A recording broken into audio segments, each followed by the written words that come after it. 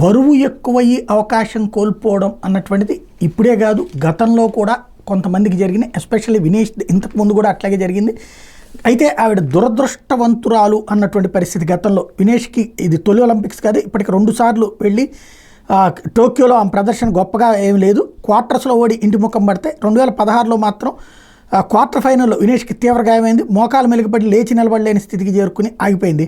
కాలికి పెద్ద కట్టుతో చక్రాల కుర్చీలు ఆమెను స్వదేశానికి చేరుకున్నటువంటి దృశ్యం అప్పట్లో అందరినీ కలిచేసింది. అప్పుడు మంచి ఫామ్లో ఉన్నప్పటికీ గాయం వల్ల పథకం కోల్పోయింది. ఇప్పుడేమో ఉత్తమ ప్రదర్శనతో కఠిన ప్రత్యర్థులను ఓడించి ఫైనల్ చేయడం ద్వారా పథకం గాయం చేసుకున్న ఆమెకు అనూహ్యంగా 100 గ్రాముల అధిక బరువు పెనుశాపంగా మారింది. యాక్చువల్గా అయితే కనుక ఈ 100 గ్రాముల బరువుకు సంబంధించి ఆమె చాలా ప్రయత్నించింది.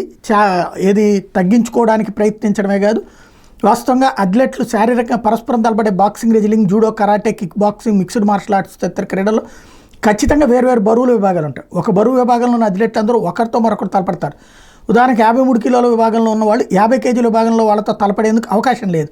ఎక్కువ బరువు ఉంటే ప్రత్యర్థి మీద పైచేయి సాధించే ఆస్కారం ఉంటుందనే కారణంతో అందరూ ఒకే బరువు ఉండాలనే నిబంధన ఉంది. అందుకే పోటీలకు ముందు అందరి బరువు సరిగ్గానే ఉందో లేదో తనిఖీ చేస్తారు. నిర్దేశిత బరువు కంటే తక్కువగా ఉన్న అనుమతిస్తారు, కానీ ఎక్కువ ఉంటే ఆడనేయరు. వివిధ కారణాలతో వినేష్ తప్పుకున్నా పథకం వచ్చేది కాదు.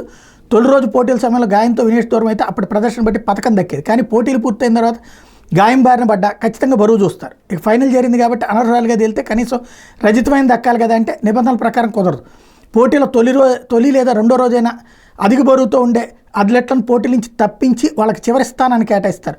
సాధించిన విజయాల్ని లెక్కలోకి తీసుకోకపోవడం అన్నటువంటిది ఈ విధానంలో ఉన్నటువంటి అతిపెద్దదైనటువంటి అంశం. యునైటెడ్ ప్రపంచ రెజ్లింగ్ ఒలింపిక్స్ నిబంధనల ప్రకారం పోటీల రోజు ఉదయం రెజ్లర్ల బరువు తనిఖీ చేస్తారు. తొలి రోజు వైద్య పరీక్షల అనంతరం రెజ్లర్ల బరువు చూసేందుకు 30 నిమిషాల టైం ఉంటుంది. ఈ సమయంలో రెజ్లర్లు ఎన్నిసార్లైనా బరువు చూసుకోవచ్చు. మంగళవారం వినేష్ బరువు 50 కేజీల కంటే ఎక్కువ లేదు. దీంతో పోటీలో పాల్గొంది. కానీ రెండో రోజు బరువు చూసేందుకు 15 నిమిషాల సమయమే ఉంటుంది. బుధవారం ఉదయం నిర్ణీత సమయం ముగిసేసరికి వినేష్ అదనంగా 100 గ్రాముల బరువు. ఒలింపిక్స్, ఆసియా క్రీడలో ప్రపంచ ఛాంపియన్స్, ఆసియా ఛాంపియన్షిప్లో 1 గ్రాము అధికంగా ఉన్నా కూడా పోటీ పడేందుకు అవకాశమే లేదు. ఒలింపిక్స్లో పోటీలు 2 రోజులు ఉన్నాయి కాబట్టి 2 రోజుల్లోనూ బరువు తనిఖీ చేస్తారు. ఇక్కడ 100 గ్రాములు తగ్గేందుకు వినేష్కి సమయం లేకుండా పోవడం అసలు పెద్ద సమస్య అయింది. వాస్తవానికి అమ్మాయి బరువు 53 కిలోలు. కానీ విభాగంలో అంతిమ ఒలింపిక్స్కి అర్హత సాధించడంతో వినేష్ 50 కేజీలకు తగ్గాల్సి వచ్చింది. సాధారణంగా 57 కిలోల బరువు ఉండే వినేష్ తగ్గేందుకు తీవ్రంగా శ్రమించింది. ఏడాది మార్చిలో సెలక్షన్ ట్రయల్స్లో 50 కేజీల్లో పోటీ పడింది. బరువు నియంత్రణలో ఉంచేందుకు వినేష్ తీవ్రంగా శ్రమించింది. శరీరంలో నీటి బరువును తగ్గించేది. కార్బోహైడ్రేట్లు తీసుకోకుండా, నీరు తాగకుండా తీవ్రమైన వ్యాయామాలు చేసి ప్యారిస్లో తొలి రోజు పోటీల టైంకి 49.9 కేజీలకు చేరింది.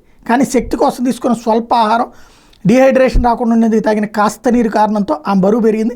సెమీస్ పూర్తయిన తర్వాత చూస్తే ఏకంగా 52.7 కేజీలకు చేరింది. దాన్ని తగ్గించుకునే రాత్రి అంతా కసరత్తు చేస్తే చివరికి 50 కిలోల 100 గ్రాముల దగ్గర దెబ్బతింది.